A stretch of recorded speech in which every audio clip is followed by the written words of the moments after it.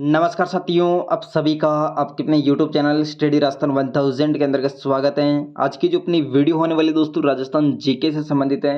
Rajasthan GK में दोस्तों जितने भी पिछले एग्जाम में जो क्वेश्चन पूछे गए आरपीएससी या फिर आरएसएमएसएसबी के द्वारा, उन क्वेश्चनों के बारे में अपन लगातार इस सीरीज में चर्चा कर रहे हैं। और आज की वीडियो नंबर दोस्तों अपने 101 नंबर की वीडियो है। इससे पहले दोस्तों मैंने 100 वीडियो अपलोड कर दी है, जो कि आपको प्ले लिस्ट में मिल जाएगी, जिसमें अपने संपूर्ण कल्चर के बारे में डिस्कशन किया था। उसके बाद में दोस्तों हिस्ट्री का अपन आज का लास्ट वीडियो हिस्ट्री से संबंधित प्राचीन एवं मध्यकालीन प्रशासनिक व्यवस्था से संबंधित दोस्तों आज का लास्ट वीडियो है। और हिस्ट्री का दोस्तों आज का लास्ट वीडियो, ठीक है। कल से अपनी जो वीडियो प्रारंभ होने वाले दोस्तों आधुनिक हिस्ट्री से संबंधित है, जिसमें अपन 1857 की क्रांति, एकीकरण, प्रजामंडल आंदोलन वगैरह इनके बारे में अपन डिस्कशन करेंगे। तो आप किसी भी एग्जाम की तैयारी करें और राजस्थान से रिलेटेड अगर राजस्थान में मतलब कि दोस्तों हिस्ट्री, कल्चर, जियोग्राफी वगैरह का टॉपिक आता है, तो वीडियो आपके लिए बहुत ही इंपॉर्टेंट होने वाला है, ठीक है। तो वीडियो स्टार्ट करते हैं और देखते हैं दोस्तों आज का सबसे पहला क्वेश्चन कौन सा होने वाला। तो दोस्तों आज का सबसे पहला क्वेश्चन अपने सामने है, मध्यकालीन पट्टा रेख से आप क्या समझते हैं। तो दोस्तों मध्यकालीन जो पट्टा रेख का जो सिस्टम था, इससे आप क्या समझते हैं, ठीक है। तो रेख क्या होता है, सबसे पहले तो रेख, ठीक है। रेख मतलब कि जो शासक वगैरह होते हैं, उनके जो सामंत होते हैं, सामंतों को कुछ जागीर वगैरह दी जाती है, और जागीर से जो मतलब कि वार्षिक उपज का अनुमान लगाया जाता है, वो क्या कहलाता है, रेख कहलाता है, ठीक है। और पट्टा रेख क्या कहलाता है। तो पट्टा रेख की बात करें तो दोस्तों एक राजा द्वारा जो प्रदत्त जागीर होती है, उस पट्टे में मतलब कि उल्लेखित जो अनुमानित वार्षिक आय है, वो क्या कहलाती है, पट्टा रेख कहलाती है, ठीक है। तो यहाँ पे अपना राइट आंसर क्या हो जाएगा, पट्टा में लिखा हुआ निर्धारित कर, यानी कि वार्षिक आय जो निर्धारित कर है, ये क्या कहलाती है, पट्टा रेख कहलाती है, ठीक है। और एक रेख और आता है जिसका नाम क्या है दोस्तों, भर्तु रेख, ठीक है। भर्तु रेख, भर्तु रेख क्या होता है दोस्तों। तो भर्तु रेख मतलब कि जो वार्षिक आय है, उसके आधार पर जो मतलब कि राज्य का खजाना है, उसमें कितनी राशि जमा कराई गई दोस्तों, वो कौन सा रेख कहलाता है, भर्तु रेख कहलाता है, ठीक है। नेक्स्ट क्वेश्चन देखिए, राजस्थान के इतिहास में पट्टा रेख से आप क्या समझते हैं। तो राजस्थान के इतिहास में दोस्तों ये जो पट्टा रेख शब्द, इससे आप क्या समझते हैं। तो ये क्या कहलाता है दोस्तों, यहाँ पे अपना राइट आंसर क्या हो जाएगा, आकलित जो राजस्व है दोस्तों, वो क्या कहलाता है दोस्तों, पट्टा रेख, ठीक है। पहले ही मतलब कि जो अनुमान लगा लिया जाता है वार्षिक आय, मतलब कि एक वर्ष में जो जागीर दी गई दोस्तों, उसमें जो वार्षिक आय कितनी होगी, उसको जो मतलब कि आकलन किया जाता है, वो क्या कहलाता है, आकलित राजस्व है, ठीक है। नेक्स्ट देखिए, जागीर शब्द किस भाषा से लिया गया है दोस्तों। तो जागीर शब्द की बात करें दोस्तों, ये कौन सी भाषा से लिया गया है। ये दोस्तों फारसी भाषा का शब्द है, ठीक है। जागीर शब्द कौन सी भाषा का शब्द है, फारसी भाषा का शब्द है। और जागीरदार वो क्या, जागीरदार होते क्या दोस्तों, जो मतलब कि सामंत होते, राजा या फिर शासक के जो सामंत होते हैं, उनको कुछ जागीर वगैरह दी जाती है, जिनमें मतलब कि वो जो उनका आसपास का जो क्षेत्र होता है, जो जनता होती है, उनसे मतलब कि कर वसूल किया जाता है, और उनके द्वारा मतलब कि जो कर को एक साथ जमा करवा दिया जाता है राज्य कोष के अंतर्गत। ये क्या कहलाता है दोस्तों, जागीरदारी कहलाता है, ठीक है। और जागीर शब्द किस भाषा का दोस्तों, तो ये फारसी भाषा का शब्द है।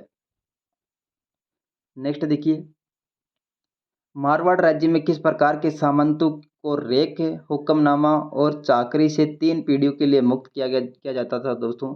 तो यहाँ पे मारवाड़ राज्य में किस प्रकार के सामंतों की रेख, हुक्मनामा और चाकरी, और 3 चीजें, एक तो रेख, हुक्मनामा और चाकरी, जिनको मतलब कि 3 पीढ़ियों तक बिल्कुल मुक्त कर दिया जाता है। तो ये क्या कहलाता है दोस्तों, कौन से जागीरदार थे या कौन से सामंत थे, जिनको 3 पीढ़ियों तक 3 करों से मुक्त कर दिया। तो दोस्तों ये है जागीरदार राजवी, ठीक है। राजवी जो जागीरदार थे, इनको 3 पीढ़ियों तक मतलब कि 3 करों से मुक्त कर दिया जाता था दोस्तों, एक तो रेख, एक हुक्मनामा और एक चाकरी कर से।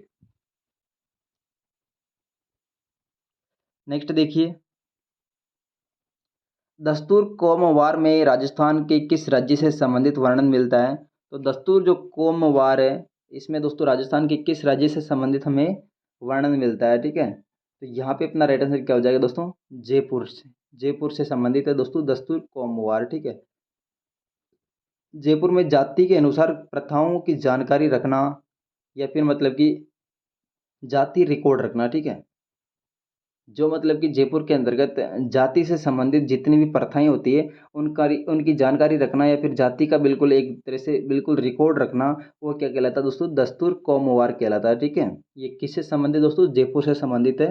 नेक्स्ट देखिए, राजस्थान राज्य में प्रचलित सागड़ी प्रथा क्या है दोस्तों? तो राजस्थान राज्य के अंतर्गत दोस्तों एक प्रथा चलती है जिसका नाम क्या है दोस्तों? सागड़ी प्रथा, ठीक है। वो सागड़ी प्रथा होती क्या है दोस्तों? तो इसका अपना राइट आंसर क्या हो जाएगा? बंधुआ मजदूरी प्रणाली, ठीक है। बंधुआ मजदूरी प्रणाली जो कि सागड़ी प्रथा के नाम से जानी जाती है। सागड़ी प्रथा कह सकते हैं इसको, बंधुआ मजदूरी प्रथा कह सकते हैं दोस्तों, और हाली प्रथा भी इसको कह सकते हैं। और ये मतलब कि होती क्या है, जब मतलब कि उच्च पूंजीपति लोग या फिर जो ज़्यादा पैसे वाले लोग हैं, उनसे मतलब कि जो गरीब लोग हैं कुछ पैसे उधार ले लिए जाते हैं, और उन उधार पैसों को वापस समय पर नहीं चुकाते, तो उनको मतलब कि वापस उनके घर पर बंधुआ मजदूर की तरह कार्य करना पड़ता है। तो ये क्या कहलाता है दोस्तों? एक सागड़ी प्रथा कहलाता है, ठीक है। नेक्स्ट देखिए, बालद क्या है? तो बालद की बात करें दोस्तों, बालद क्या हो जाएगा? मांड गायन की परंपरा, या फिर ओलियों का प्रायवाची, या फिर अकाल पड़ने पर मवेशियों को चराने चारा पाने की खोज में अन्य भूभाग में जाने की घटना। तो ये बात भी सही नहीं है। तो यहाँ पे दोस्तों बालद क्या हो जाएगा? बालद है बंजारों का वह बैल समूह जिसकी पीठ पर माल लादकर विक्रय हेतु ले जाया जाता है, वो क्या कहलाता है? बालद कहलाता है, ठीक है। बालद बंजारों का बैल समूह जिसकी पीठ पर दोस्तों माल लादकर विक्रय हेतु माल ले जाया जाता है, बालद कहलाता है। नेक्स्ट देखिए, बालद क्या चीज़ है दोस्तों? तो बालद वापस वही चीज़ आ गई दोस्तों। बालद क्या हो जाएगा दोस्तों?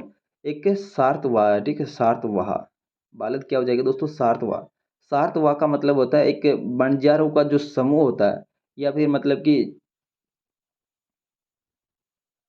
व्यापार करने वाले का जो समूह होता है, या फिर बंजारों का जो समूह होता है, बैलों के माध्यम से मतलब कि एक माल को एक स्थान से दूसरे स्थान पर ले जाकर बेचते हैं।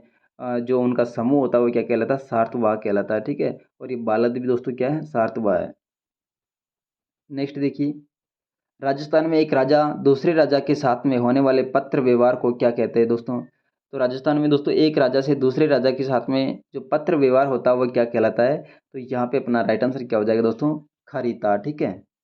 एक राजा से दूसरे राजा के साथ में जो पत्र व्यवहार होता है वो क्या कहलाता है? खरीता कहलाता है। और सनद क्या होता है दोस्तों? सनद की बात करें तो किसी स्थल पर उपस्थित होने या फिर उत्तराधिकारी होने का प्रमाण पत्र होता है, ठीक है। ये दोस्तों सनद क्या है? किसी भी राजा का जो उत्तराधिकारी होता है उसका मतलब कि जो प्रमाण होता है वो क्या कहलाता है? सनद कहलाता है, ठीक है। और परवाना की बात करें दोस्तों, परवाना क्या चीज़ है? शासक जो अपने अधीनस्थ कार्यों या फिर कर्मचारियों के बीच में जो पत्र व्यवहार भेजते हैं दोस्तों, वो क्या कहलाता है? परवाना कहलाता है, ठीक है। कोई भी शासक अपने अधिकारियों, जो अपने मतलब अधीनस्थ जो अधिकारी होते हैं उनको कोई भी पत्र लिखकर जानकारी देते हैं, वो क्या कहलाता है? परवाना कहलाता है। और अर्जदासत क्या दोस्तों? तो अर्जदासत एक अर्जी या फिर प्रार्थना पत्र कहलाता है दोस्तों, ठीक है। नेक्स्ट देखिए, राजस्थान में प्राचीन रियासत के संदर्भ में कांसा प्रोस क्या था? तो राजस्थान का जो प्राचीन रियासत है दोस्तों, इसके संदर्भ में कांसा प्रोस क्या चीज़ है, ठीक है। तो कांसा प्रोस की बात करें दोस्तों, एक प्रकार का लाग है, ठीक है। लाग या कर है। और इसके अलावा दोस्तों और कौन कौन से मतलब कि प्रचलित कर थे या फिर लागे थी? तो यहाँ पे दोस्तों जैसे कांसा प्रोस है उसी प्रकार से दोस्तों चंवरी कर है, तलवार बंदाई है, हुक्मनामा है, कांसा प्रोस, पेच कसी, केद खालसा, नजराना। ये मतलब कि जो कुछ कर हैं जो कि राजस्थान रियासत से संबंधित है। नेक्स्ट देखिए, राजस्थान की एकमात्र कौन सी रियासत थी जहां पर उत्तराधिकारी शुल्क नहीं लिया जाता था? तो राजस्थान की ऐसी कौन सी रियासत है जहां पे मतलब कि उत्तराधिकारी कर नहीं लिया जाता था? तो वो कौन सी रियासत हो जाएगी? जैसलमेर रियासत है जहाँ पे उत्तराधिकारी कर नहीं लिया जाता था। बाकी जोधपुर की बात करें तो जोधपुर में उत्तराधिकारी कर लिया जाता था। और ये कर क्या कहलाता था दोस्तों? पेशकशी या फिर हुक्मनामा के नाम से जाना जाता था, ठीक है। जोधपुर का जो मतलब कि उत्तराधिकारी कर था वो पेशकशी या फिर हुक्मनामा कर के नाम से जाना जाता था। और मेवाड़ के अंतर्गत मतलब जो ये बोलते उत्तराधिकारी जो कर है दोस्तों मेवाड़ के अंतर्गत, वो किस नाम से जाना जाता है? वो नजराना के नाम से जाना जाता है, ठीक है। मेवाड़ के अंतर्गत उत्तराधिकारी कर किस नाम से? नजराना के नाम से। और जयपुर या फिर आमेर का जो उत्तराधिकारी कर होता है दोस्तों, वो भी नजराना के नाम से जाना जाता था। और जैसलमेर ऐसी रियासत है जहाँ पे उत्तराधिकारी कर नहीं लिया जाता। नेक्स्ट देखिए, मुगल सम्राट की आज्ञा अनुसार राजपूताना में शाही पदाधिकारियों द्वारा जारी किए गए कागजात क्या कहलाते हैं? तो मुगल सम्राट की आज्ञा अनुसार राजपूताना में शाही पदाधिकारियों के द्वारा जारी किए गए कागजात क्या कहलाते हैं? तो इसका अपना राइट आंसर क्या हो जाएगा दोस्तों? ये कहलाते हैं हस्बुल हुक्म। ठीक है, हस्बुल हुक्म।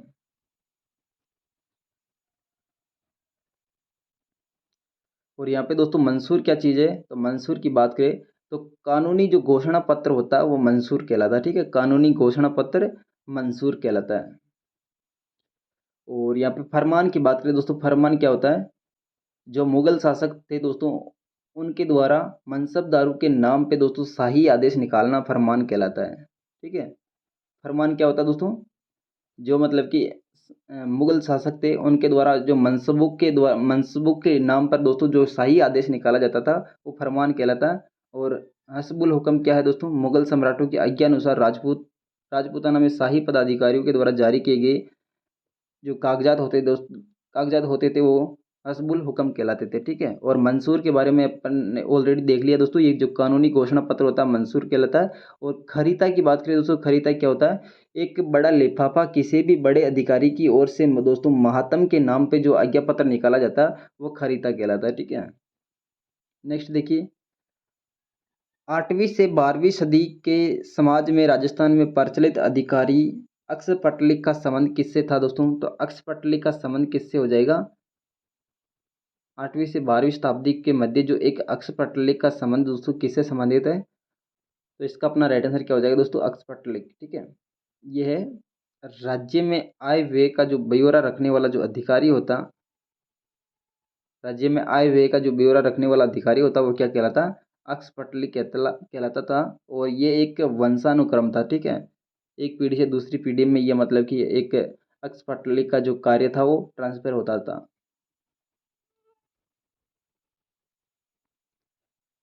मारवाड़ में वीरता साहित्य सेवा के लिए सिरोपाव देने की परंपरा रही है। सर्वोच्च सिरोपाव कौन सा था? तो मारवाड़ में दोस्तों कोई भी वीरता साहित्य और सेवा के लिए एक सिरोपाव दिया जाता था। ठीक है, तो सबसे सर्वोत्तम सिरोपाव कौन सा था? तो ये दोस्तों सबसे सर्वोत्तम सिरोपाव था हाथी सिरोपाव। ठीक है, हाथी सिरोपाव में मतलब कि इनको 780 रुपये दिए जाते थे।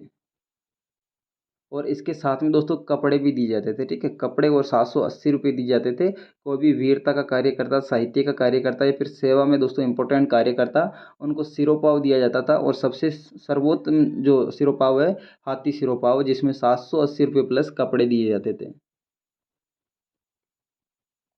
तिवारा कर क्या चीज़ है? तो तिवारा कर की बात करें दोस्तों, त्योहार से संबंधित जो कर वसूल किया जाता वो तिवारा कर कहलाते थे। दिवाली या होली जैसे बड़े त्योहारों के अंदर दोस्तों तिवारा करों का वसूल किया जाता था।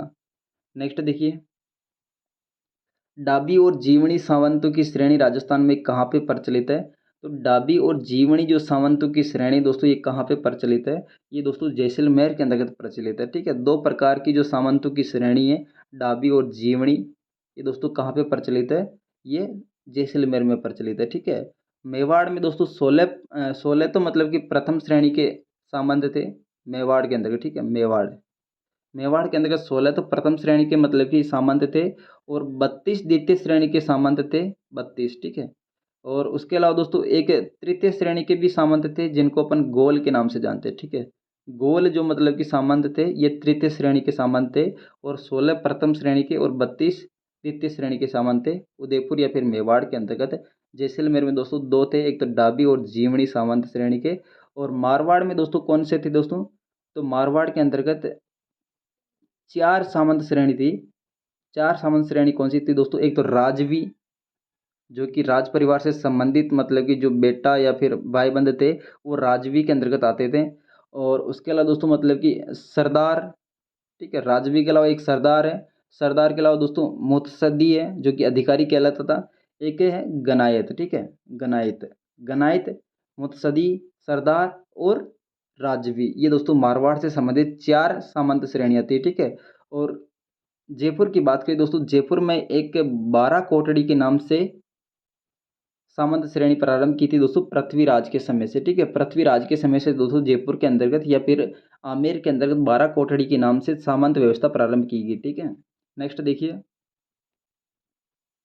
मटक विछायत चो सराय क्या थे?